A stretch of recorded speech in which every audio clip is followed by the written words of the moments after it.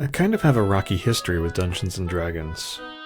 When I mean a rocky history, I don't mean that I have a lengthy rule argument or bad dice luck or make scenarios that drive myself or other players to flip the table. Maybe I should start at the beginning. When I was a kid, D&D wasn't allowed in the house. Not because of the satanic panic. My dad did not care for the West Coast TV preachers who were pushing the idea. Lord of the Rings was cool, Star Wars was cool, but anything with crystals, palm reading, seances, and so forth were right out. I remember going to CET and being baffled by the opening with Elliot's older brother and the kids talking about turn undead and so forth. Why would anyone want to turn undead? And what was undead anyway? And what was a Thaco for that matter? Years later, when I got into Cub Scouts, there'd often be an ad for D&D, Buck Rogers, or other TSR products in the pages of Boy's Life. Ads with images that really fueled my hunger for fantasy and sci-fi. And I couldn't get into computer games without running into ads for SSI's wonderful Gold Box series of games. I even got Pool of Radiance for the Commodore 64, which is where I learned what Turn Undead and Thaco meant. When I started high school, I had 2 or 3 friends take an interest in Shadowrun and MechWarrior with me, but one of them lent me a copy of the Rules Encyclopedia.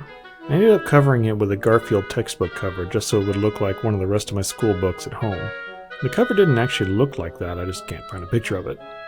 But I lived really far away from most of my friends though, and that kept us from getting games going very often. When I left college and moved away for work, I played even less, usually only play by post or the very rare comic book store pickup group.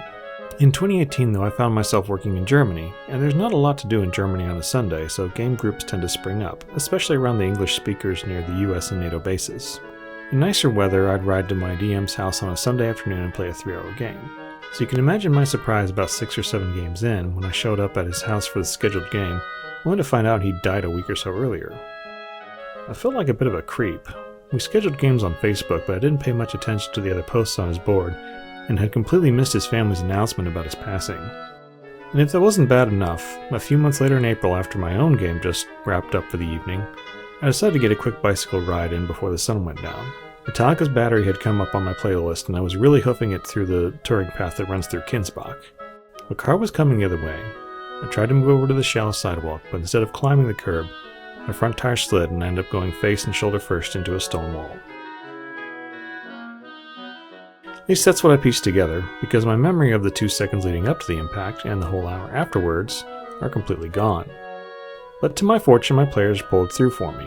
They brought me a charger for my phone, fed my cat, and made sure my wife got transportation during visiting hours. And my current group now that I'm back in the US has been great, except for that shooting that happened 2 doors down from me last year, just as my players were leaving. Anyway, thanks for listening. If you'd like to suggest a creator to cover for a future episode of As Your DM, leave a comment below. See you next time.